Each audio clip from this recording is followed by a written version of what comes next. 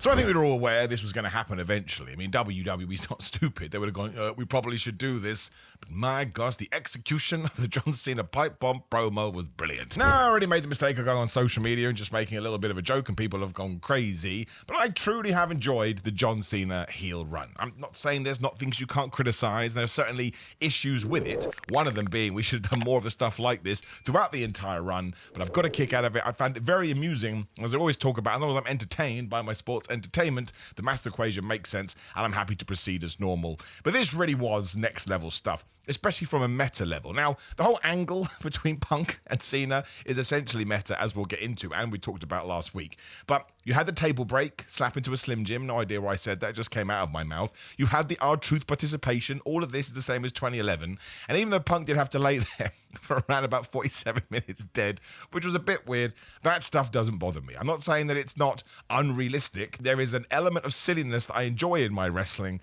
and that would be it. You just accept it as the norm, right? That's what happens in wrestling. If you're meant to stay down, you will stay down, whereas other people will be thrown through tables, and they'll be up in around about 4.2 seconds. And really what John Cena did was not anything unexpected either, right? But it was the execution, and it was the delivery, and it was just John Cena's facial expressions. It's like a Kinder Candy store. He was so happy he got to do this. He was so happy that he knew what he was doing in character, like, oh man, you cut a pipe bomb promo one day, so I'm going to cut it on you. I suppose the big thing that most people want to talk about, understandably, is Claudio Castagnoli, Nick Nemeth, Dolph Ziggler, and of course Matt Cardona, Zack Ryder, and Cesaro is the first one too. I don't know what the connection is to all of them. I mean, I know that Claudio Castagnoli, Seth Rollins, and John Cena are in a coffee group, because Seth Rollins talked about this the other day, but maybe they're his friends, maybe he just thought they would hit the hardest. I mean, obviously, it's actually Claudio that's the biggest one, because Matt Cardona is sort of a free agent, always in TNA. Nick Nemeth is in TNA, and of course they have a relationship with WWE, but Claudio is most definitely an AEW guy, so that's the one that really made me do a backflip, but I love it, right? We're nerds. Some people message me going, oh man, it's so lame. Yeah, lame is great. What's wrong with being lame? We're geeks, man. He said the people he's not meant to say. And the rest of it is really cool too. And it is a little bit confusing because he said, you are not the voice of the voiceless. You are he said, what was it? Like, you change your values more than I change my t-shirts, which is a fantastic line. But you're Mr. TK, you're the company guy, you're going back on everything that you said, but they never actually say what CM Punk said about Saudi Arabia, because technically, from a business point of view, it would be insulting their business partners. And that's where the meta stuff comes in. The meta stuff was we reframed everything we did in 2011, but it was John Cena cutting it. But then there's also this thing that CM Punk doesn't want to go to Saudi Arabia, but he is going Saudi Arabia to win the championship back, and John Cena will go, haha, that means your morals are all out of place. It's a little bit confusing, but again, when you deliver it this well, I'm just going to let it slide. And maybe I shouldn't. Maybe that's on me. Maybe I do need to be more of a negative Nancy. But I had such a good time with it, I can't complain. And I like the R-Truth match beforehand. It was a total 180 from Satellite's main event. R-Truth was so mad. It was weird that R-Truth vanished into the Phantom Zone. Like, again, I guess he did get hit with a title in the head. So I suppose he could have been dead, and that rhymes, so it must be true. But it's kind of one of those things where, listen, we don't need you in this angle, so you're just going to go, okay? You're going to fall into the abyss, the Phantom Zone, and we'll never talk to you again. But you should go and watch this. Like, John Cena's glee is everything that you need. And he just walked through it beat by beat by beat and said, you're not the best in the world, I'm the best in the world, you're a piece of trash, maybe you were the best for like 7 minutes, and it is going to be best in the world versus greatest of all time at Night of Champions, and you're going to come up second fiddle again. It really put a smile on my face. It did that thing where I want to talk about it with other people, and I'll probably consume a bunch of content today from the usual network providers that I like to listen to see what they thought about it, even if someone didn't like it, because maybe it was a bit too on the nose. I'll be intrigued by that as well. But to have the main event of SmackDown be John Cena versus Ron Killings after he got fired and came back, and then move into an homage of sorts from 2011, I mean, it's exactly the kind of stuff that we should be doing for CM Punk versus John Cena, and it makes me want to see that match, which is always the catalyst, right? Which is always the secret cheese, whatever that means. Whatever we do should tell you want to check in here. And of course, Cena, I mean, it's not as hard-hitting. It was like, oh man, in 6 months' time, I'm going to leave with the championship, whereas Punk was like, in a week, whatever it was. 6 months is a long time. Although, again, we did do the here's how WWE should treat John Cena's last 6 months video yesterday. I'm sticking by that plan. So far, SmackDown backed me up. So I'm just saying, if you want to check it out, you most definitely should. And as good as that was, and it probably was the highlight, it was the King and Queen of the Rings, where, again, it's the video I did last week too, no, this week, on Friday, whatever it was, no, Thursday, said that WWE should take somewhat of a risk. And it wasn't really a risk in terms of pro wrestling senses, but it was for them, because of course they relied on distractions, interference, and confusion. Check out the dick counter over on What Culture Wrestling Ups and Downs. It's amazing they still let me freelance for them, to be honest with you. But my big thing was like, let's not do any of that in the King of the Ring tournaments. There's no need. You probably could get away with it more on the Queen of the Ring ones. When it comes to the King of the Ring, you had this Randy Orton Sami Zayn match, which I felt like both guys were going to benefit from as long as there was a clear victor and a clear loser. Now, Randy Orton cheated a little bit because he poked Sami Zayn right in the eyes. But again, he had said that in that pre-promo, which was also awesome. Because on paper right now, Randy babyface, Sami babyface, Cody babyface, Jay babyface. So they had a babyface love-off with them all saying, oh, you're so great. You are going to win the World Championship one day, but not at the moment, because that's got to be me. And Sami Zayn kind of manipulated Cody and Jay a little bit, said, well, you finish your stories, I want to finish mine. And Randy doubled down for the second week in a row that he is going to do whatever it takes, even if it means going through his brother Cody Rhodes, and that excites me greatly. And then you go into this match, and again, there was use of tables, but in a Randy Orton sense, but it was just a fight, it was just a contest, it was just a back and forth, and just as Sami is going to win, he get hits with the 3 deadliest letters in all of sports entertainment, the RKO, and he lost. Now, if there had been shenanigans here, it would have been fine protecting Sami Zayn. No real problem with that because he's great.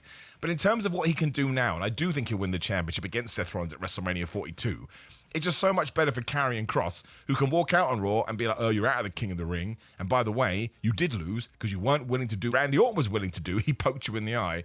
And if Sami Zayn has an out, Winger, he did cheat, the story is nothing. There's nothing there. There's no depth. There's no reason to care.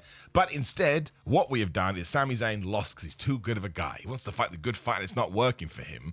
And I imagine that Karrion Kross probably loses that match, but he should get in Sami Zayn's head. And it's so much better doing it this way. And I really, really hope, and I don't think we're going to now, we do the same with Jey Uso versus Cody Rhodes. Because if you have Jey Uso and Sami Zayn, who are the best of buds, trying to either get a world championship or get back to their world title, but they lost. They're essentially back at square one. So much easier to connect with them, so much easier for them to be sympathetic characters than, well, what do you want me to do? I got screwed over, which WWE has done time and time again. Sami Zayn versus Randy Orton is brilliant. Obviously, Randy Orton won, so he is through to the finals for the second year in a row, which is also a cool story beat. Alexa Bliss versus Asuka, we did the same. We were creative. Of course, it's nothing to do with me, but this has been my weird TED Talk I've been doing for the last few weeks. It was just one person wins and one person loses, as I repeat myself, but we threw things in there. I think the last 2 weeks on SmackDown, WWE's been super creative with their finishes, because Alexa is going to hit Twisted Bliss, but she looks down and goes, I'm sorry, that person she's tricking me. She is playing possum. Her meter is not done. If I fly into her right now, I'm going to crash into her knee, so I'm not going to do it.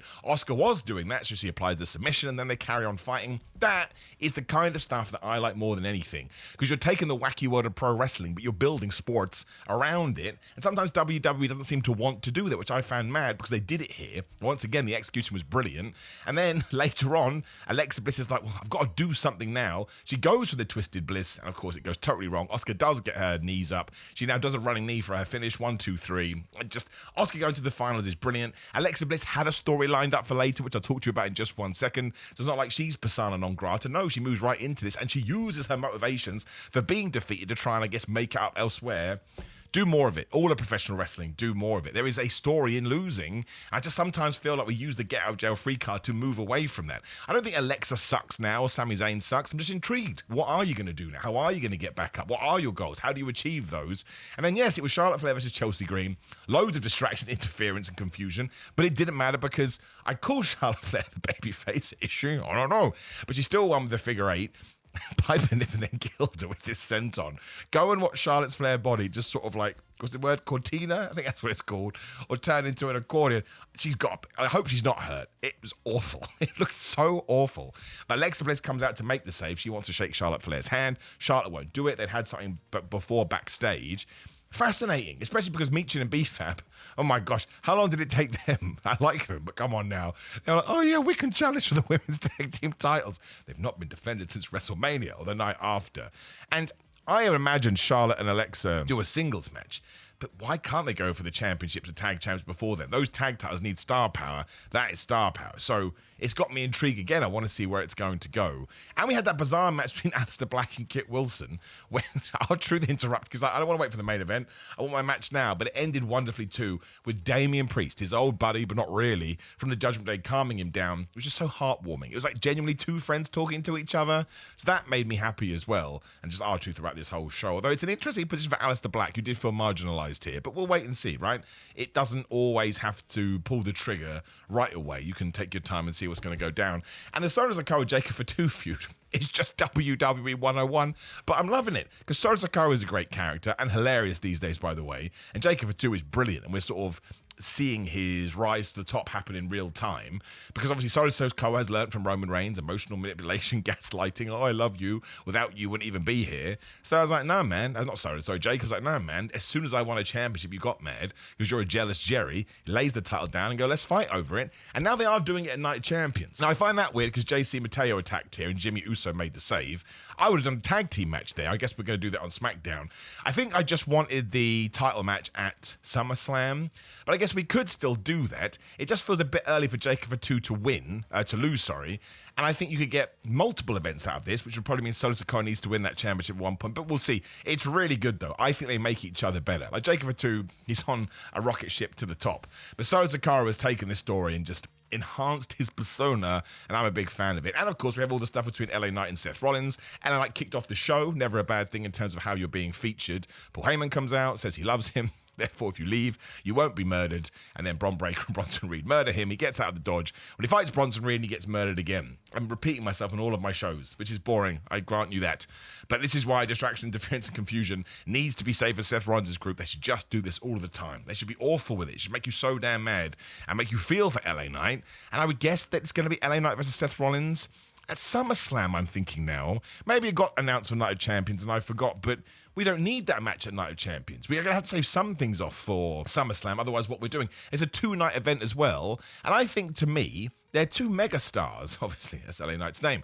But I think if you build it right, it could feel like a really interesting, I don't know. And I also think if Seth Rollins cashes in at SummerSlam, he can lose to LA Knight. That does the world of good for LA Knight. It's not going to matter to Seth because, again, he's going to stomp somebody's head in and steal a championship, much like he did do at WrestleMania 31 when he lost to Randy Orton. So that intrigues me as well. But I like it. I like that combat. It feels fresh and it feels like something we should have done before. I think they interacted with years ago. That's not true, is it? I don't know. But it doesn't matter because right now I'm watching it. I'm like, oh, man, I'm intrigued about this.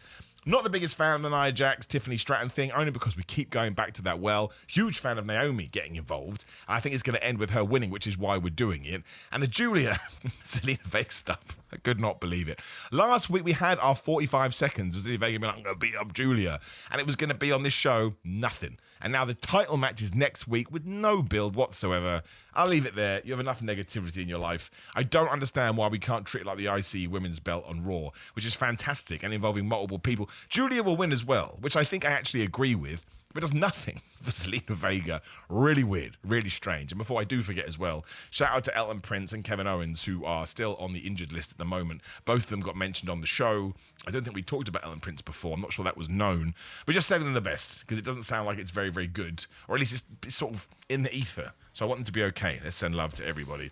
But yes, great episode of SmackDown. I thought really good. Pitched mostly by the John Cena thing at the end, which I just thought was phenomenal. But these King and Queen of the Ring tournaments have real weight to them. I'm so excited about Jey Uso versus Cody Rhodes and Roxanne Perez versus Jade Cargill. I think Jade Cargill will win. Because Jade Cargill versus Oscar is just a great match that I'd like to see, and Oscar is so good she can work with anybody. They've made them feel important, and they've made them feel legitimate, and there have been times in the past where WWE tournaments have not felt that way, because again, it's just interference. But home run episode of SmackDown, and it's been a great week for pro wrestling, like it really has. Raw was good, Dynamite was good, this was good. I'm going to try and check out Collision later, but I think that wasn't filmed in Arena, Mexico. I don't know. I think they're filming it today, and they're filming Dynamite today as well.